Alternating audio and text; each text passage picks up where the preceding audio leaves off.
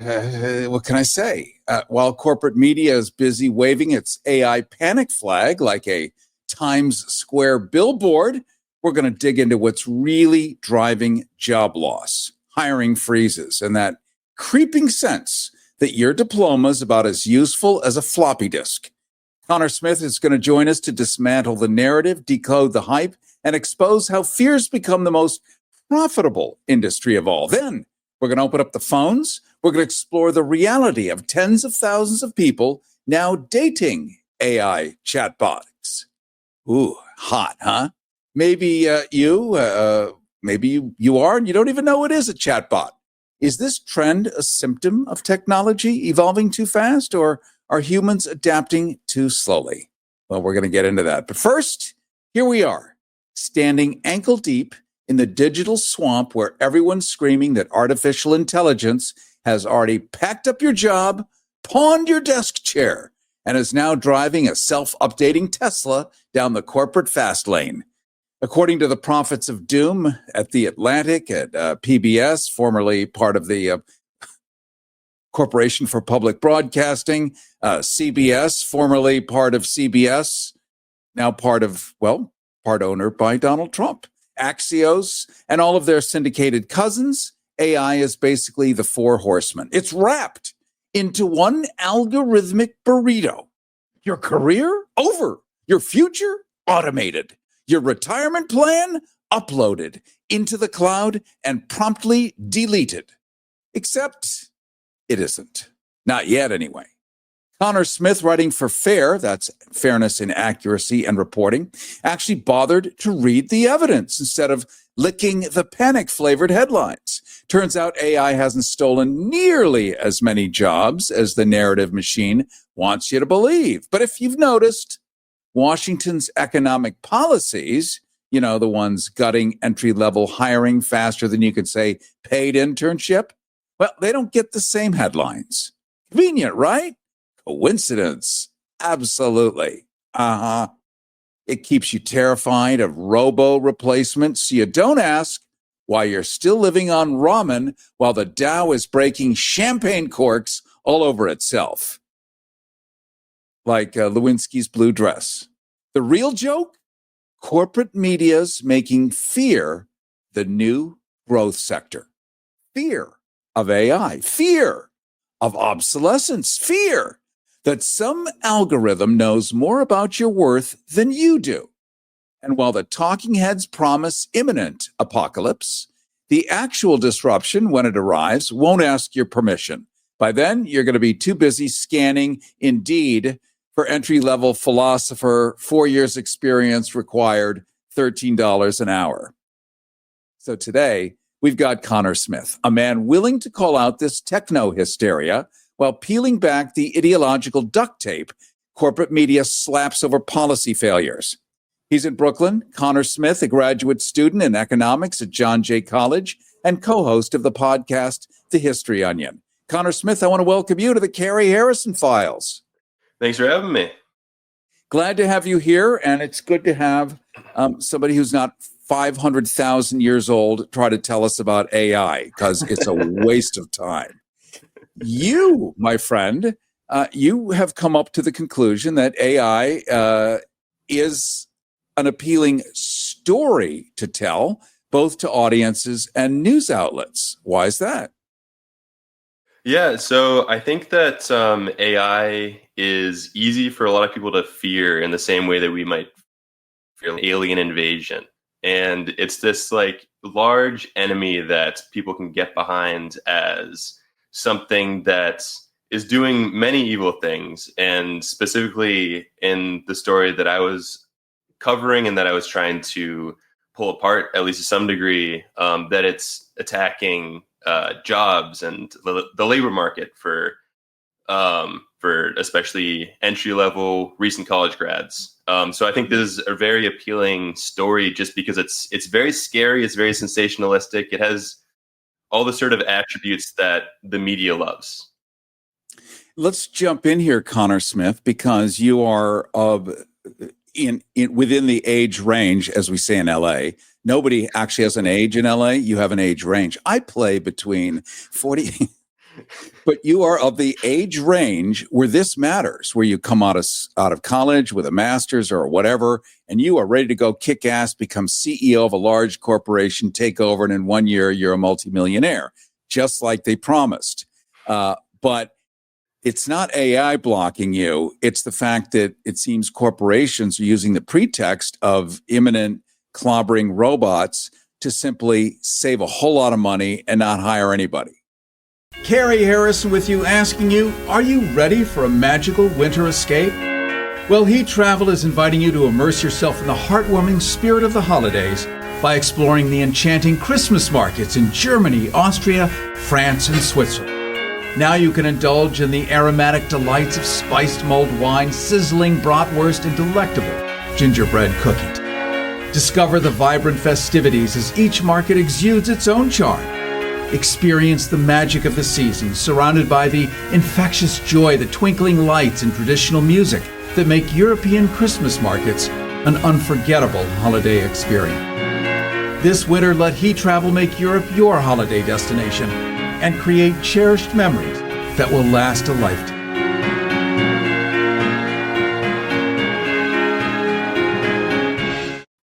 I think a lot of what's going on is that the companies that are laying off a lot of people right now are telling the media that they're laying people off because of AI. And I think a lot of these companies are tech companies. They're in a sector that's seeing just a general pullback in hiring because of overhiring during the pandemic. And so instead of saying we made a bad business decision in 2022, somewhere around there, instead they're saying that we basically just need to replace young workers with AI because AI is so good now that it can replace workers. I do think that probably that is some of what is happening, that AI is replacing some entry-level workers and recent college grads, but I'm very skeptical about the idea that this is certainly that it's currently a bloodbath, or that it's going to be a bloodbath over the next couple of years. Cary Harrison with you. This is the Cary Harrison Files. We happen to be streaming right now on both Substack and YouTube. Really anything with a chip and a signal, you can simply Google Cary Harrison, C-A-R-Y, Harrison, like Cary Grant, Cary Harrison Substack, or Cary Harrison YouTube. And this way we can stay connected when you arrive at your destination. Just switch over to your mobile device. You can also find us right now still at kpfk.net. At some point, the station's going to launch their own unique channel. We're going to migrate over there. It's going to be a lot of fun. Don't forget to sign up for our newsletter at caryharrison.com. caryharrison.com. There, you're going to get a transcript of this entire show. It's going to break down the whole conversation, plus access to clips and stuff we simply cannot do on the radio. And that is our newsletter at caryharrison.com. We're talking right now to Connor Smith, graduate student of economics at John Jay College, co-host of the History Onion podcast. Connor's recent reporting for fairness, inaccuracy, and reporting takes a scalpel to the corporate media's favorite bedtime story, that artificial intelligence is stealing every job in sight, and maybe it will. Why not? I mean, we know it could happen very easily, but it ain't done so yet. And it's being used as an excuse for why the jobs are vanishing. He's arguing that the real threat isn't the robotics, it's the policies coming out of Washington that are quietly strangling entry-level hiring while the media keeps you distracted with AI panic. And right now we're unpacking the hype, the headlines, and the hidden hands behind this narrative. Notice all the alliterations. I feel, self-satisfied by that. It's true, Connor Smith. We have right now, 6 months ago, people had heard of AI but couldn't tell you what it was. They'd heard of ChatGPT. They'd say it, they couldn't tell you what it was. And now there's a new narrative where it is this ubiquitous force clobbering jobs.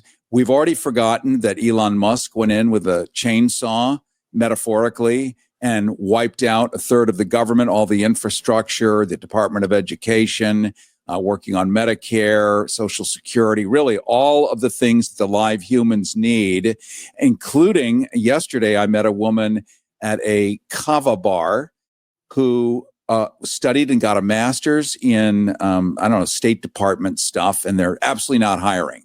So the thing that she has expertise in, which is dealing with Chinese and other potential foes and learning how to master the art of cutting deals, real ones, not writing a fake book about it. There is nothing for her. It is like crickets on a hot cement sidewalk. So she's now a substitute teacher and a bartender. So that part we've all forgotten. We think AI took her gig. No, it did not. Yeah, it maybe only in the limited sense that when Elon was coming in with Doge, the Doge employees and Elon were trying to use as much AI as possible to comb through all the different government agencies to find what to cut. So maybe the AI decided to cut her job, but it's not actually the thing that's replacing her. It's probably what's replacing her is just, or what's in her place is just a much worse civil service and a worse outlook for the U.S. In the world, and making deals that actually would lead to a more peaceful world, for example. So there is some truth, I imagine, at least a kernel of truth. It might be a sergeant. It might be a general of truth. It might be spelled any way we want so that it sounds like colonel. How much of that is there to the narrative about AI stealing jobs from recent college grads? I think so. When I wrote the article, I was leaning pretty heavily against the idea that AI was taking many jobs, if really any, in like a significant quantity.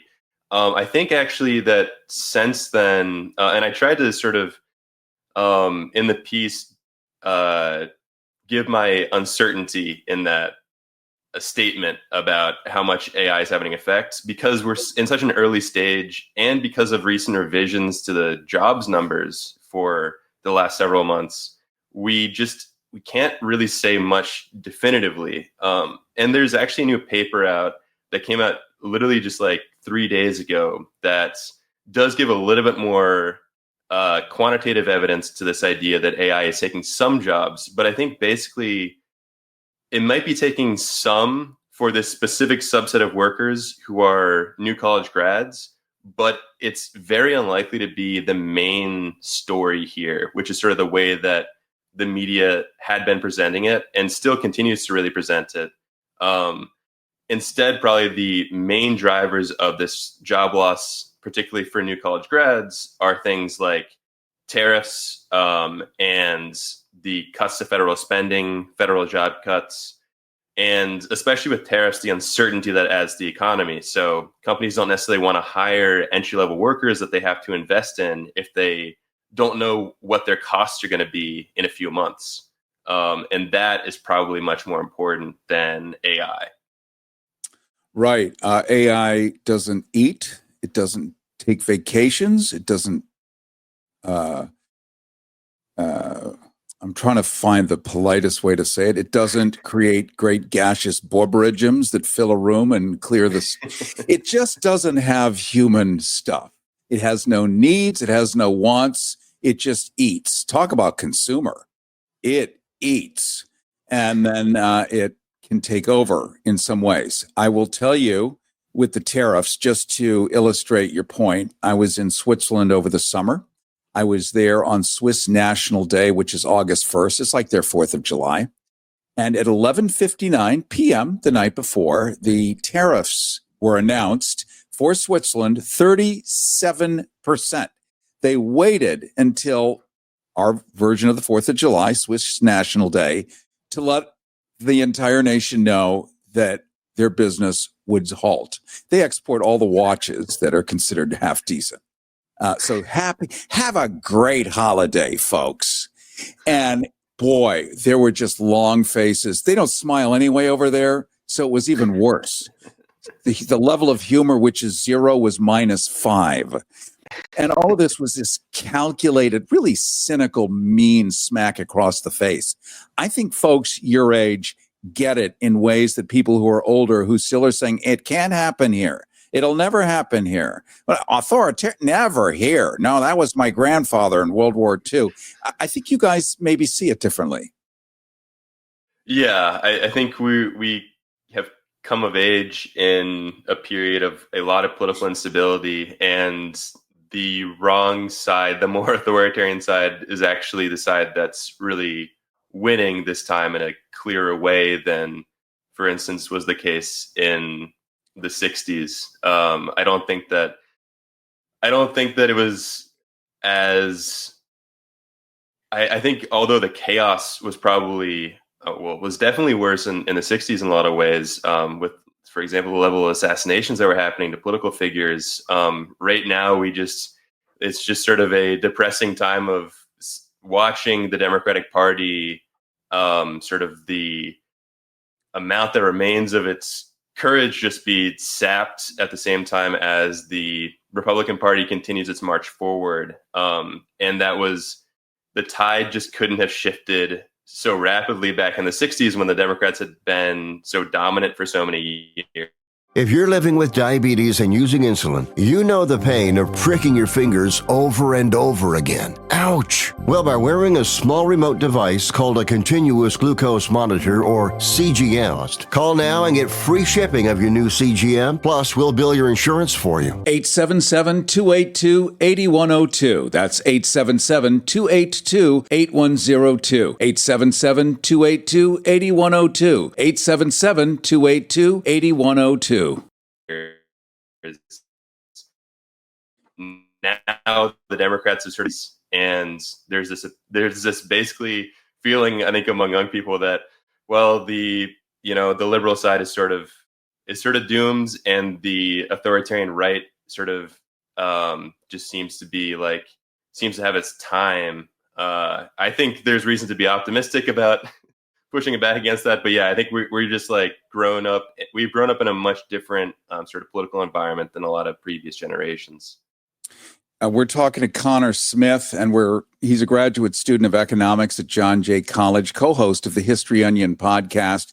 We've been primarily talking about his recent report in Fairness and Accuracy in Reporting, which takes a scalpel to the corporate media's favorite bedtime story that artificial intelligence has actually stolen all the jobs that you no longer see. And we find out that it's actually the government stopped hiring, corporations stopped hiring because they can't hire live humans that have 401ks, that have health insurance when the tariffs go up and down and up and down, and nobody can plan for the future. Therefore, you don't plan for the future. And you, the job seeker, are the future.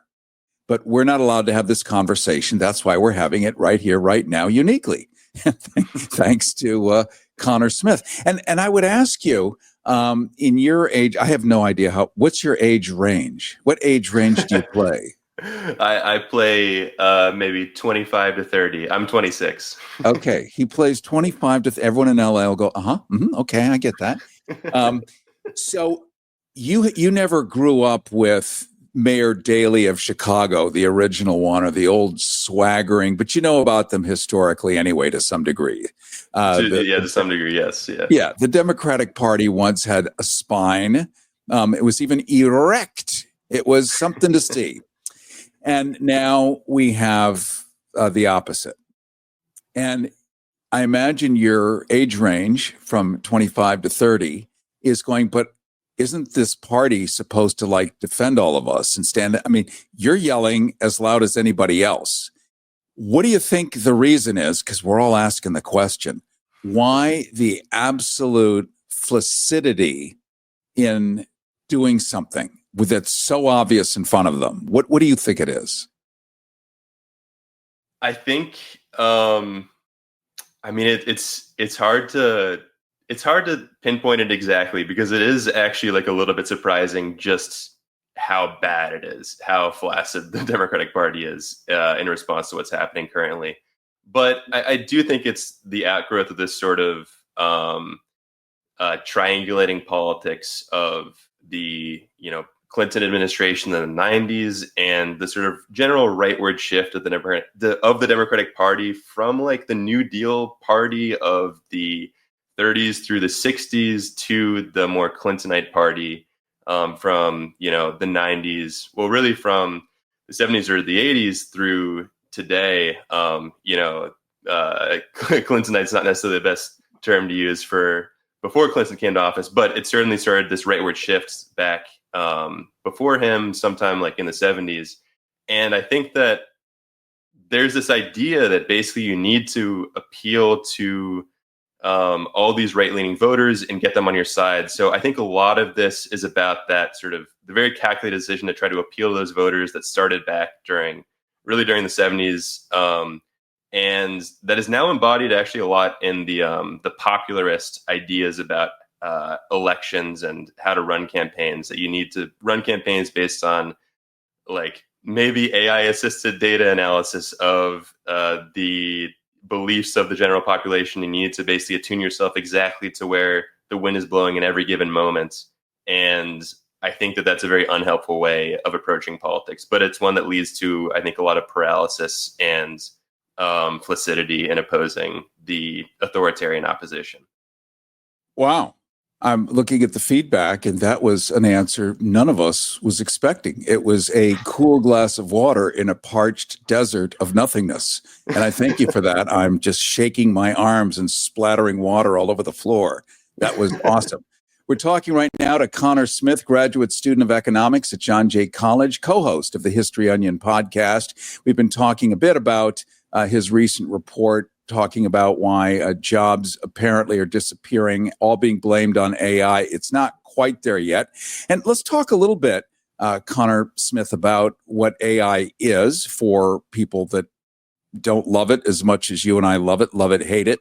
And we're going to open up the phones a little later about people who are having affairs, relationships, deep, meaningful relationships with AI. They don't really believe it, but it really is a machine. So congratulations. And I know some people are embarrassed. They're like, is he talking about me? I am. And we're going to open the phones. We're going to talk about that and pull the lid off of that. But let's just kind of get a little bit into AI. One, it's code. It's binomial equations. It's zeros and ones. It doesn't have feelings. It can mimic things like that. But the code is written by, we don't know. That's my favorite part. Wait a minute. Who wrote the code? We don't know.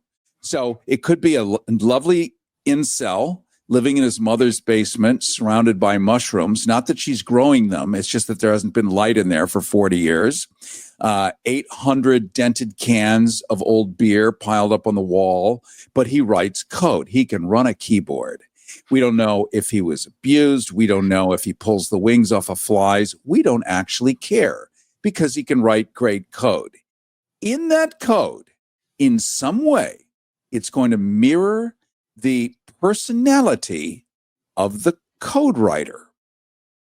This is not exact science, but it's true. If I write a story, I'm in that story one way or the other. If I'm doing news, as unbiased as I wish to be, it's still through the prism of my personal life experience, including the choice of the story.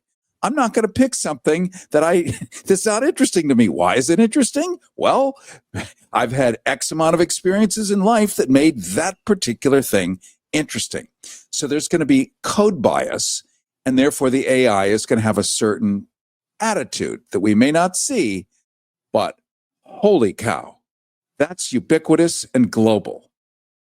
Everybody wants cheap airfare, but where do you find it? You call low-cost airlines. They specialize in cheap flights, discount hotel rooms, cheap car rental rates, and with a best price guarantee. If you want the lowest prices on your airline tickets or other travel services, call now.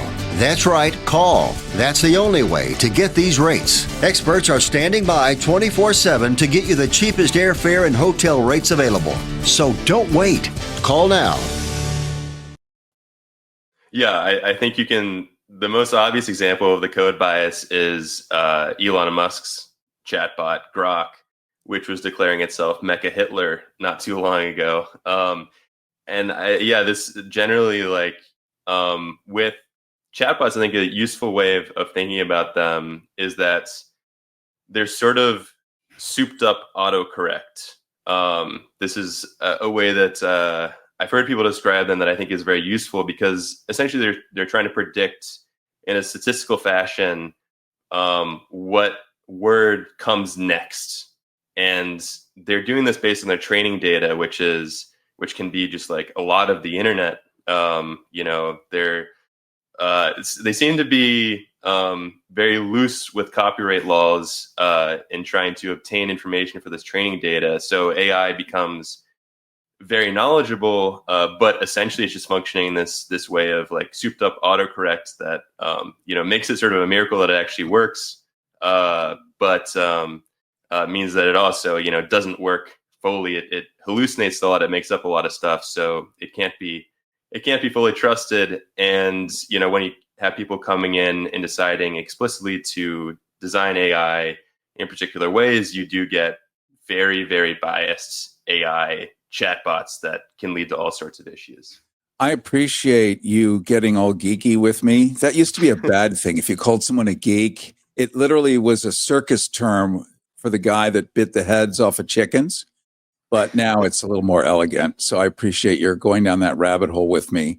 One of the things that I love about AI, and it just helps people understand it. So if you're multitasking right now, cigarette hanging out of your mouth, maybe the wig over one eye, smeared red lipstick, box of Domino's pizza melting over your leg, and a can of beer crushed in your hand, watching a soap opera, half listening to this, we're going to explain a little bit about how it works so that you know what AI is a little bit better.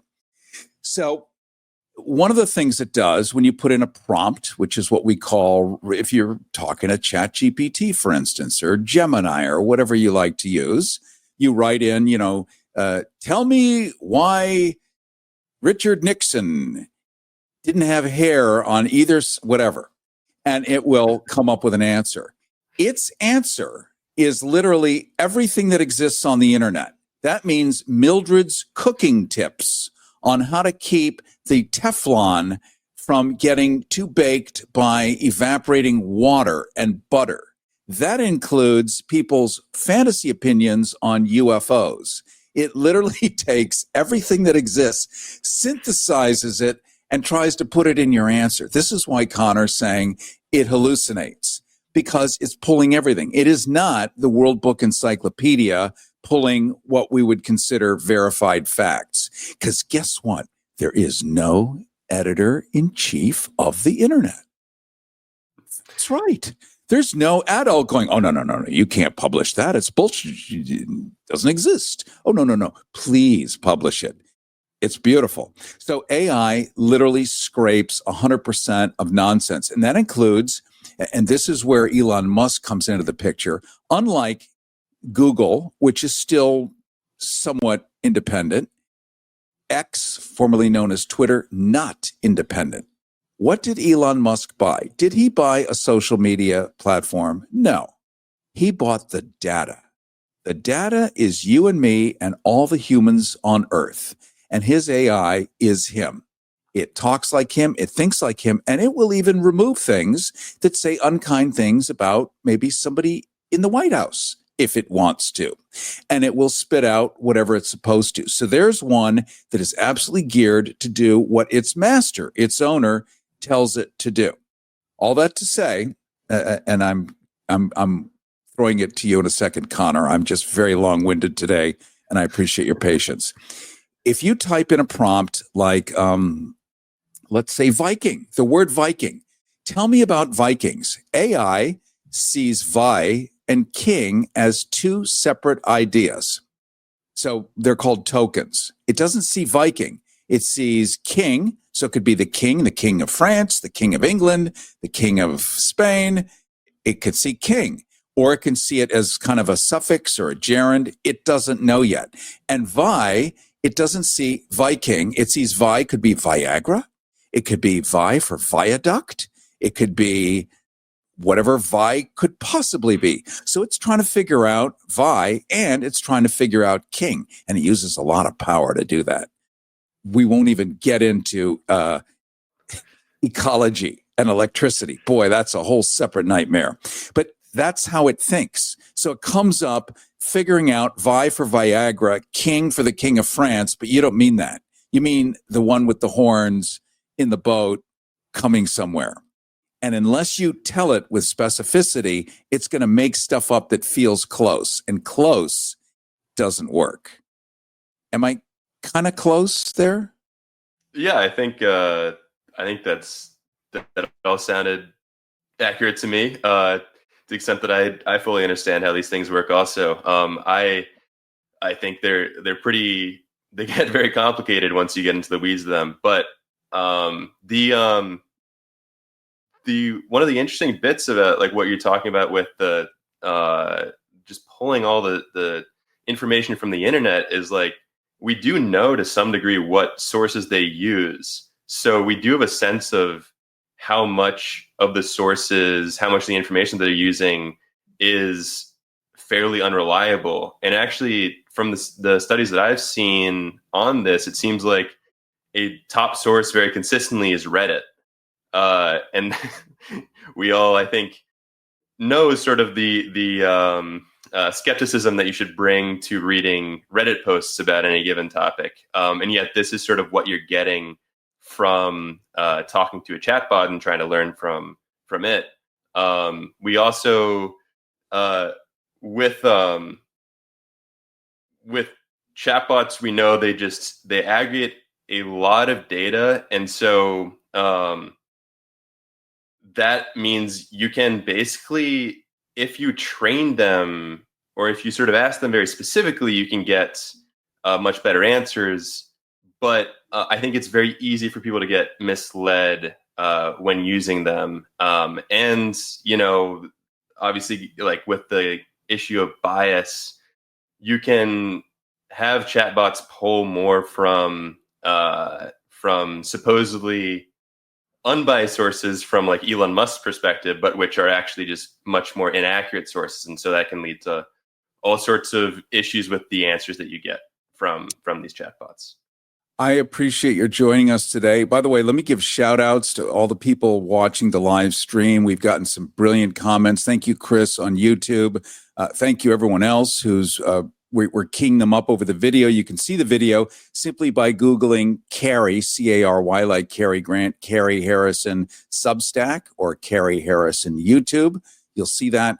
And thank you for doing that. We key up as many of these as we can.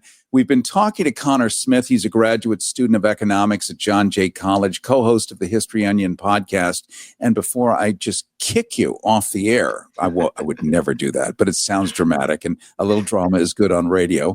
How do we follow you, Connor? Yeah, you can follow me on Blue Sky. My username is ConSmythe18. And I think I have the same username for X as well, although I'm not really active there. But yeah, I think those are probably the best places to follow me. And then also to on Instagram, I have a Instagram page for my podcast that I co-host with my brother called The History Onion. And you can follow that on Instagram at the username The History Onion. And I just am learning, if my ear is correct, that your last name is pronounced Smythe. Smythe, yeah. Well, feel free, just in future interviews with anybody, to correct them. They won't be offended. In this way, I mean, I could get on a knee and it's just not going to help. But just know I truly feel ashamed. Right. I'm very used to people saying Smith, so I don't really bother too much with correcting people. But I will in future. I'll try to correct quicker about that. I appreciate that. With us has been Connor Smythe, graduate student of economics at John Jay College, co-host of the History Onion podcast. We've been talking about his report in Fairness and Accuracy in Reporting that takes a scalpel to the corporate media's favorite bedtime story, that artificial intelligence stealing every job in sight. He argues the real threat, and he's right, isn't yet the robots. It's the policies coming out of Washington quietly strangling entry-level hiring while the media keeps you distracted with AI panic. And we've been unpacking the hype, the headlines, and the hidden hands behind the narrative. Coming up, tens of thousands of people are falling in love with these machines. Not apps, not avatars, AI chatbots. like ChatGPT, like Gemini, like whatever it is. And here's the kicker. Many can't even tell the difference between a human heart and a server farm in Oregon. Is this the future of love or the death of it? Next on the Cary Harrison Files, we're going to pull back the digital curtain on the algorithmic romance economy. Who's falling, who's profiting, and why your chatbot might love you. At least until the next software update. If you're living with diabetes and using insulin, you know the pain of pricking your fingers over and over again. Ouch! Well, by wearing a small remote device called a continuous glucose monitor, or CGM, call now and get free shipping of your new CGM, plus we'll bill your insurance for you. 877-282-8102. That's 877-282-8102. 877-282-8102. 877-282-8102.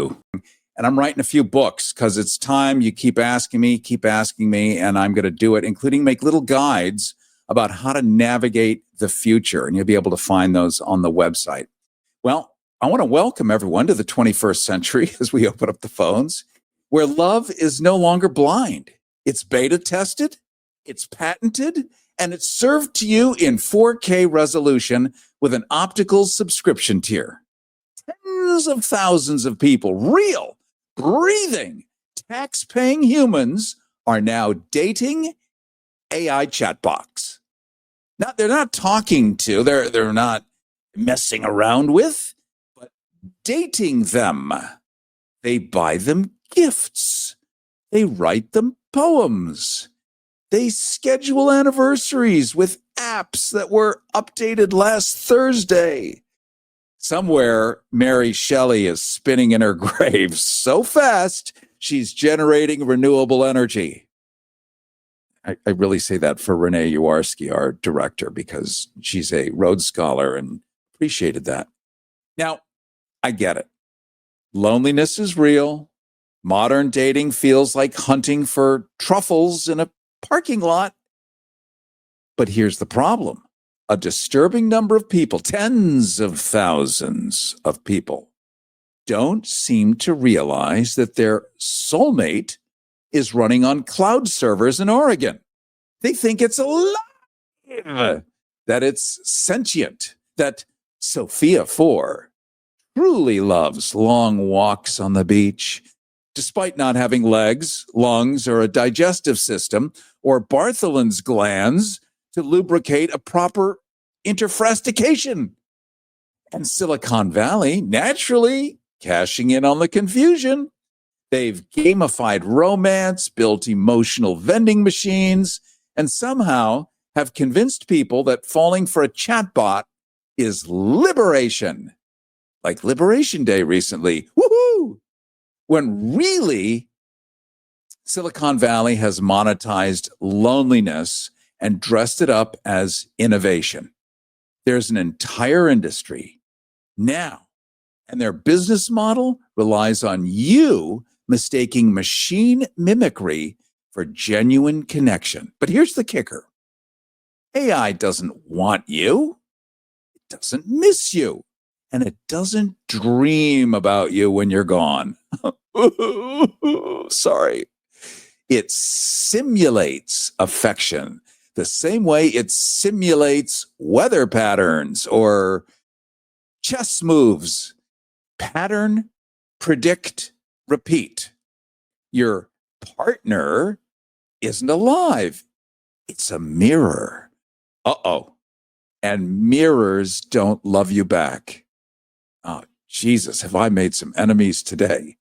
Yet, here we are at the dawn of the algorithmic romance economy, where fake intimacy is easier to monetize than real connection. And the longer this goes on, the blurrier the line between human and machine is going to become. Not because AI is evolving, but because we are lowering the bar for what you and I will accept as love.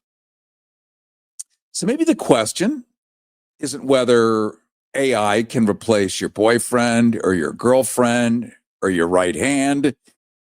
Maybe the question is why so many of us are willing to accept pretend affection over messy, unpredictable humanity. Because if we can't tell the difference anymore, the machines won't have to take over. We're just going to hand it to them. One lonely heart or calloused hairy palm at a time. So now I want to hear from you. Would you ever date an AI chatbot if it meant never feeling lonely again? Is simulated affection better than no affection at all? How do you even define real love in an era where machines can mimic it flawlessly? If AI can meet your emotional needs better than live humans, does that make it less real or more? And here's the big one. Do you think this trend says more about technology or more about us? Your Harrison hotlines are 818-985-KPFK, 818-985-5735, 818-985-KPFK, 818-985-5735. Call us right now and tell us, are AI relationships harmless comfort, healthy companionship, or the first step toward outsourcing our humanity? Are people really falling in love with AI, or are they falling in love with the version of themselves the machine reflects back? That is what it's doing, by the way. That's all it's doing. Reflecting back the version of yourself that you tell it you are. And what does that say about modern loneliness? That simulated affection feels more comforting than messy, unpredictable human relationships. Is this trend a symptom of technology evolving too fast? Or are we humans adapting too slowly? Not our fault, by the way. I mean, we're told always say please to your chatbot. Always thank it. Yeah, and then you start to have a relationship. Please and thank you. Like at Starbucks. It's a machine. Saying please to a machine anthropomorphizes it. God, when was the last time I used that word? In other words, giving it human characteristics. Do you think this normalizes emotional isolation, where real relationships feel unnecessary anymore, even obsolete? 818-985-KPFK, 818-985-5735. Cary Harrison with you, asking you, are you ready for a magical winter escape? Well, Heat Travel is inviting you to immerse yourself in the heartwarming spirit of the holidays by exploring the enchanting Christmas markets in Germany, Austria, France, and Switzerland. Now you can indulge in the aromatic delights of spiced mulled wine, sizzling bratwurst, and delectable gingerbread cookies. Discover the vibrant festivities as each market exudes its own charm. Experience the magic of the season, surrounded by the infectious joy, the twinkling lights, and traditional music that make European Christmas markets an unforgettable holiday experience. This winter, let Heat Travel make Europe your holiday destination and create cherished memories that will last a lifetime.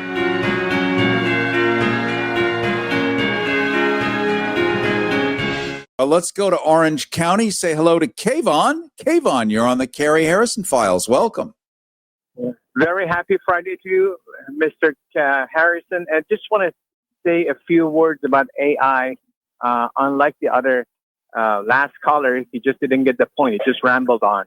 So here we go. I have few words for AI, and I can tell this on air very politely. AI can go F itself for the eternity. F them. And thank you very much. I'm off the air. You're the best. I love it. There was just a comment on YouTube that just followed that. Renee, if you could throw that up again. For those of you not being able to see this, you can just grab your phone, your iPad, your tablet, your computer, whatever. You can watch us live streaming right now on YouTube. Simply Google Cary, C-A-R-Y, Harrison YouTube, or Substack. I have a Substack, Cary Harrison Substack, and there you'll see the live video streaming right now, and you'll be able to see the comments of your fellow listeners or viewers. A lot of them that are in their 20s tend to be doing the stream. A lot of us that play an age range of, say, 40 plus, use our ears. This one says, hosts should block such routine calls without content. Thanks. Okay, and that's from Kareem. Yes, I think that's a good idea. We used to call that in regular talk radio chronics, a chronic caller. And chronics were only allowed on once a week because we knew who they were. And it was like a broken record. So, that really is up to the board op. I don't control that, but I think it's a great conversation. Nothing against that, but it is the same thing over and over again. And if it's new and different, then new and different is okay. But yeah, chronic callers, not good for radio. Not good for radio. All right, let's say hi to Stephen. Stephen, you're on the Cary Harrison Files. Welcome. Hello, Stephen. Hello. Hey there. Am I talking to myself or am I talking to Cary? You're talking to me. And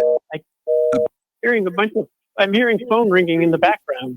Not anymore. Hopefully not. But you're up. Oh, thank you.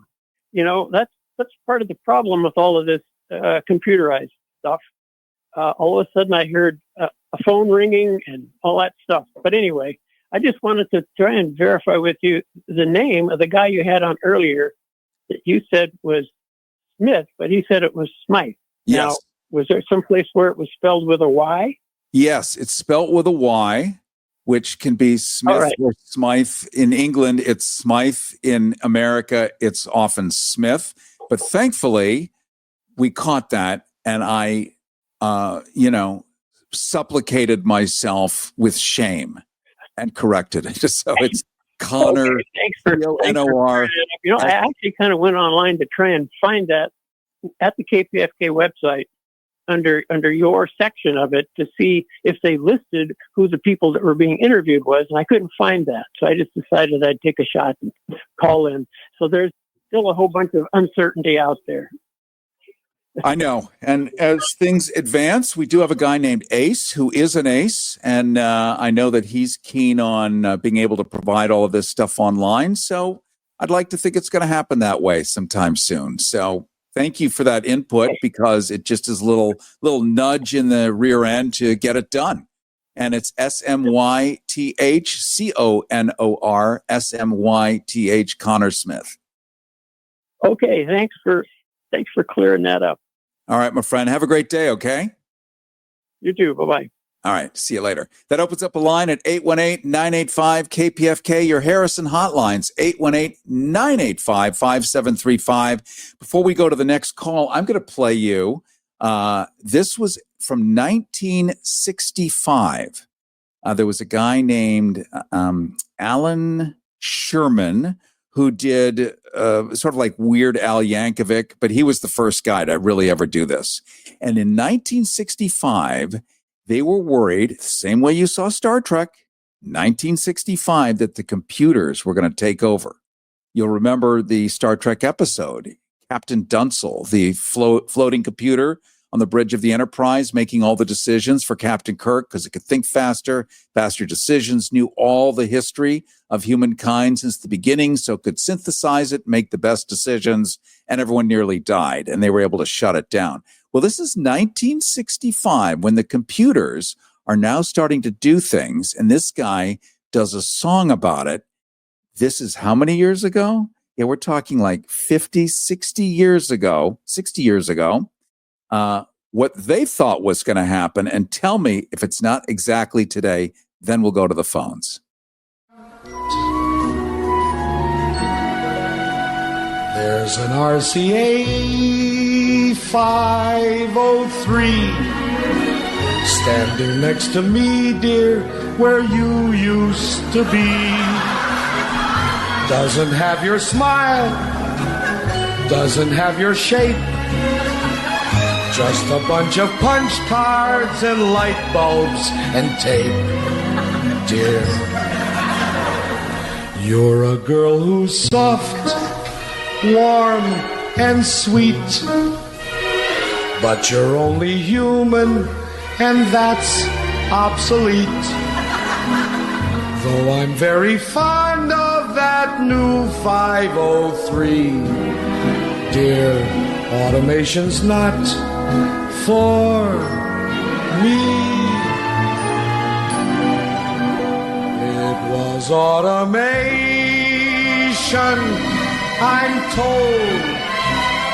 That's why I got fired and I'm out in the cold. How could I have known when the 503 started into blink? It was winking at me, dear. I thought it was just some mishap when it sidled over and sat on my lap. But when it said I love you and gave me a hug, dear, that's when I pulled out its plug.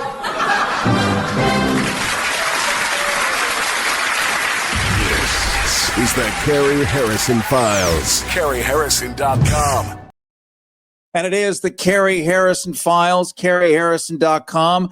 Let's go next. I mean, look at that, 1965. Does that nail exactly where we are today? Go to JP. You're on the Cary Harrison Files. Welcome. You're up, my friend.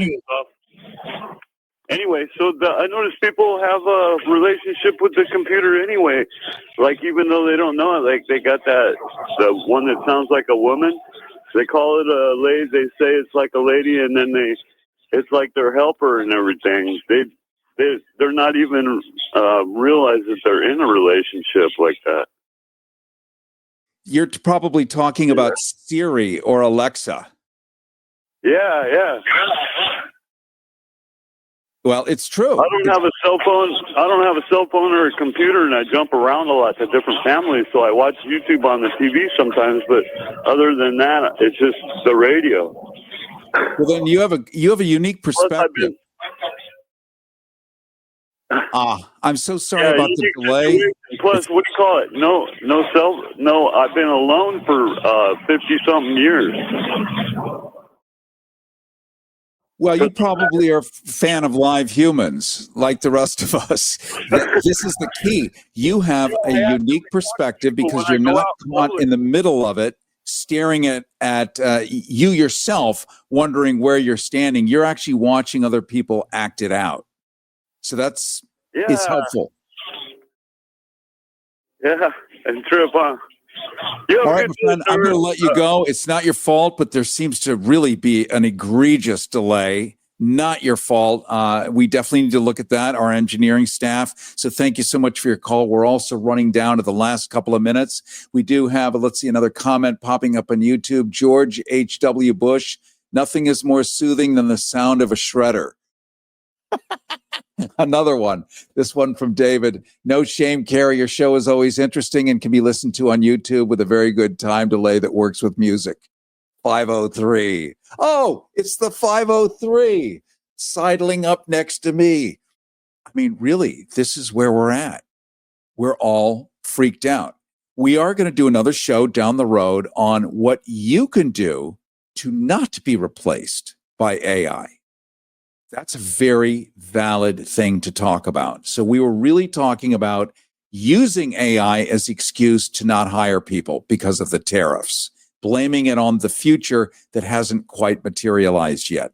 But it is materializing and what you can do to stay relevant. So we'll be doing that. I'm also going to be posting stuff on my website, CaryHarrison.com, little easy downloads, what you can do about this, do about that. Until I finish writing a full-on book, which apparently takes time, apparently. Like, I know this to be true. So all that and more, I really appreciate everyone joining me today. I love you guys. I love how smart you are, and I'm lonely. Like, I also live in a world of digital islandness.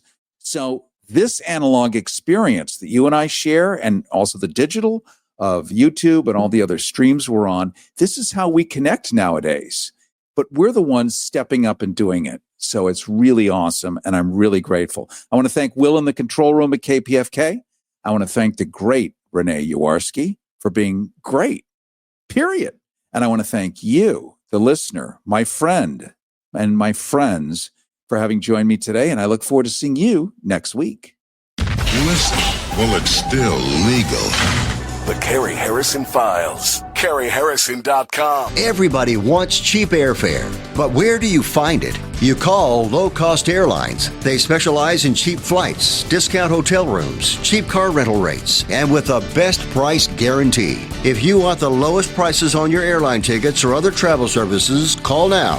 That's right, call. That's the only way to get these rates. Experts are standing by 24/7 to get you the cheapest airfare and hotel rates available. So don't wait. Call now.